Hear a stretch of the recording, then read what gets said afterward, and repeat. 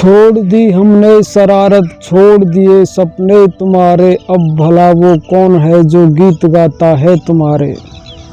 छोड़ दी हमने शरारत, छोड़ दिए सपने तुम्हारे, अब भला वो कौन है जो गीत गाता है तुम्हारे। वक्त ने आवाज़ दी, वक्त ने आवाज़ दी, ये सब मुझसे हैं सितारे, तुम भले रूठे रहो यहाँ कम नहीं होंगे नज़ारे। तुम भले रूठे रहो यहाँ कम नहीं होंगे नज़ारे। मेरे प्रेम स्वामी कहते हैं इस जगत में, इस जगत के जो संसारिक प्राणी हैं स्वयं के अहंकार से इस प्रकार का सत्य प्राप्त किए हुए हैं कि इस जगत में इस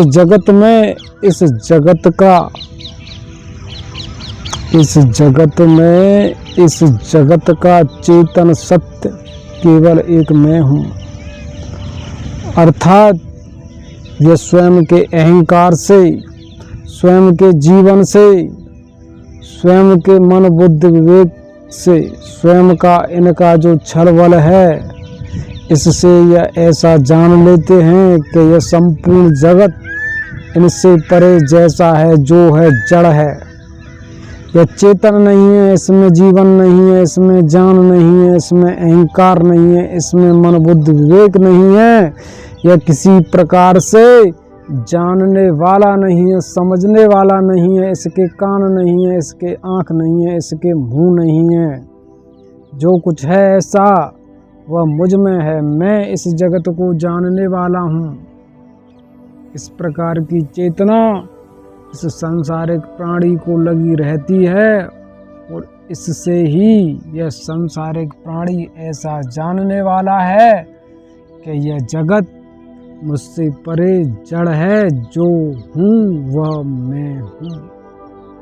इस मैं में जो यह सांसारिक प्राणी है, इसकी जो मैं की सत्यता है, इस मैं सत्यता में वह सत्य इसके लिए निहित है कि यह जीवन भर इस सत्य से, इसका जो अहंकार है, इसका जो जीवन है, इससे इस स्वयं के सत्य का पीछा करता रहता है कि इस जगत में जो है वह मैं ही हूँ।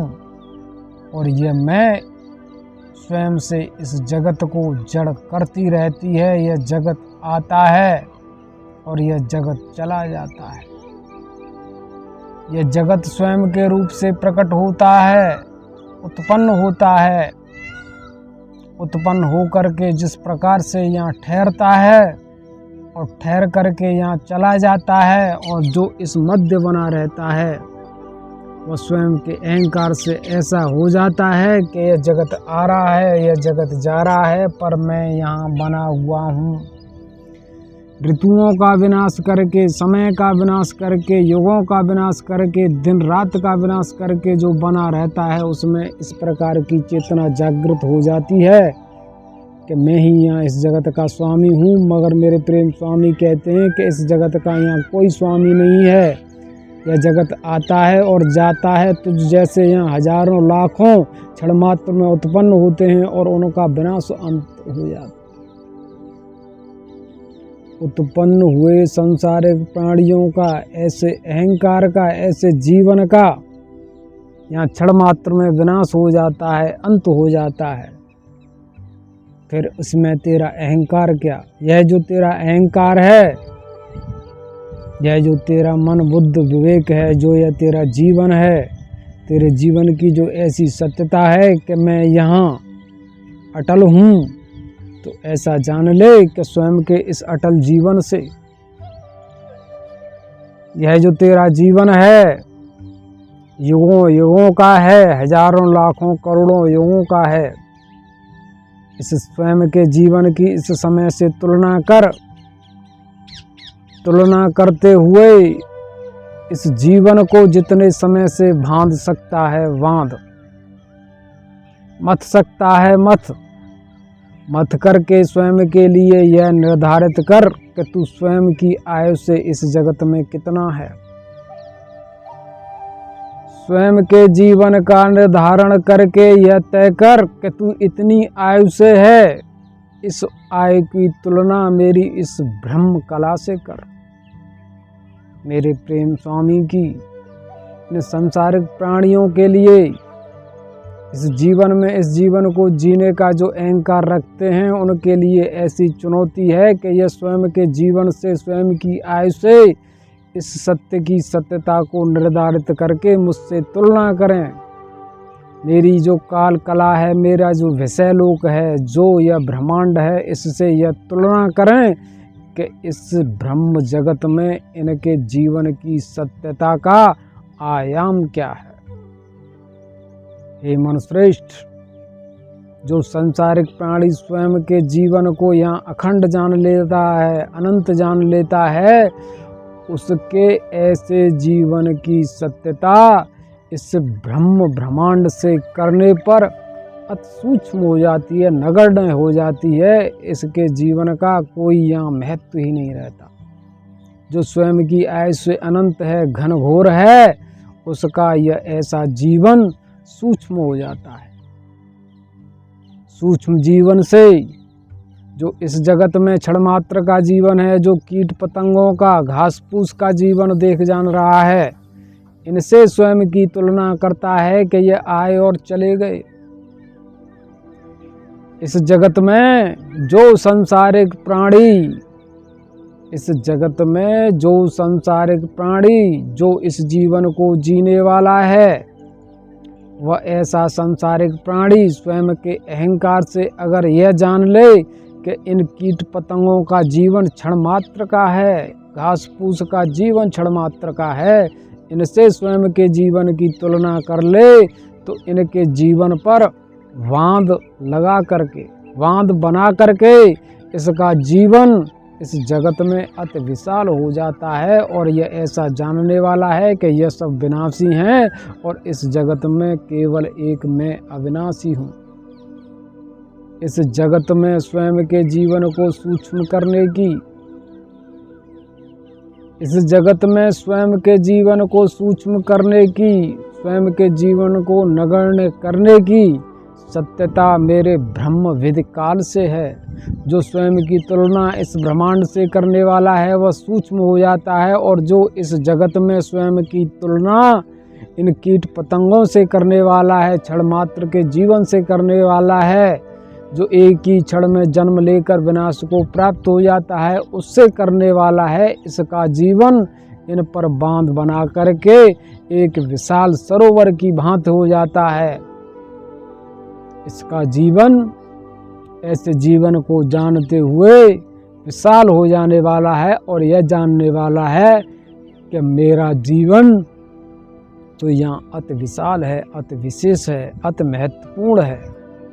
इसके जीवन की ऐसी सत्यता जो ऐसा संसारिक प्राणी है, ऐसा जान करके है, वह इस जगत में स्वयं की चेतना से चेतन हुआ इस अहंकार को पा लेता है कि इस जगत में केवल एक मैं ही करता हूँ। इस कर्ता का कर्ता ही विनाश करता है। अर्थात इस जगत में जो ऐसा कर्म करता है कि मैं कर्म करके इस जीवन को जी रहा हूँ, इस कर्म को करते हुए कर्म के द्वारा मैं इस जीवन को जी रहा हूँ। यहाँ इस जगत में एक कर्म करता ही इस कर्म कर्ता के जीवन का विनाश करके इस कर्म को सूक्ष्म करता है। अर्थात जो इस जगत में इस जीवन को कर्म से जानने वाला है, इस कर्म से इस जीवन को जानने वाले के लिए एक कर्म करता ही इसके जीवन में प्रवेश करके इसका जो कर्म है, स्वयं के कर्म के द्वारा इसके कर्म का अंत विनाश करता है। अर्थात क्रिया प्रतिक्रिया करते हुए, इससे भीषण संग्राम करते हुए, इससे द्वंद्व करते हुए इसको हरा देता है। और जब ये हार करके स्वयं का अंत और विनाश पा लेता है, उस क्षण इसको इस सत्य का बोध होता है कि इस जगत में इस कर्म की सत्यता यह जो कर्म करता है, जो कर्म करके इस जीवन को जीत लेता है, यह जान लेता है कि मैं इस कर्म से इस जीवन को चला रहा हूँ, इसका निर्वाह कर रहा हूँ, उसकी ऐसी गति का कोई कर्म करता,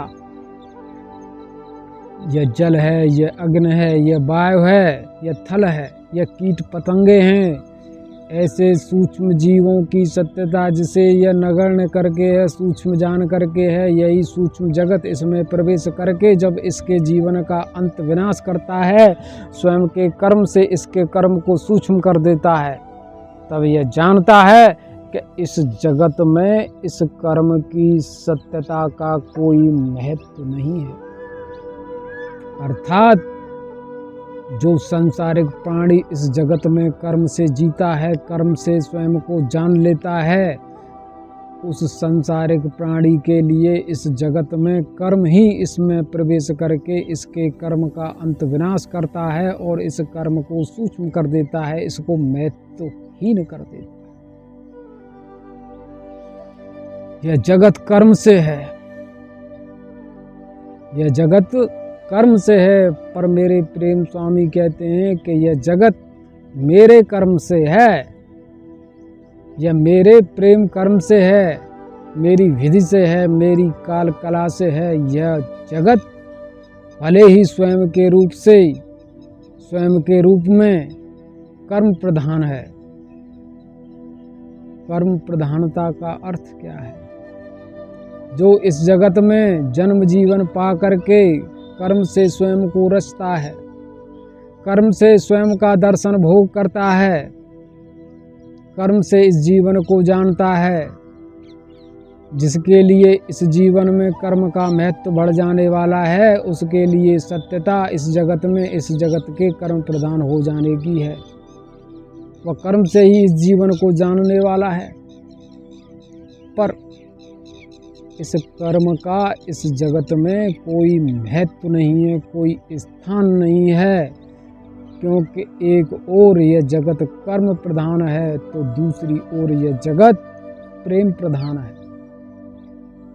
यह जगत दूसरी ओर प्रेम प्रधान है और जहाँ प्रेम प्रधानता का सत्य उदय होता है, वहाँ इस कर्म का कोई महत्व नहीं रहता। तंत्र मंत्र ज्ञान विज्ञान, तंत्र मंत्र ज्ञान विज्ञान और भी जो कर्म की सत्यता हैं, इन सब का कोई महत्व नहीं रहता। संपूर्ण काल कला का इस गुण धर्म की प्रकृति का अंत विनाश हो जाता है, यह सूक्ष्म हो जाती है, नगण्य हो जाती है, इसका कोई महत्व नहीं रहता।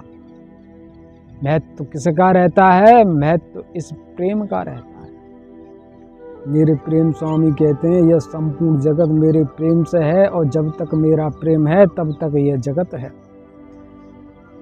जब तक मेरा प्रेम है तब तक यह जगत है। जो इस जगत में स्वयं को कर्म से जान ले, उसके जीवन का यह कर्म ही विनाश करता है।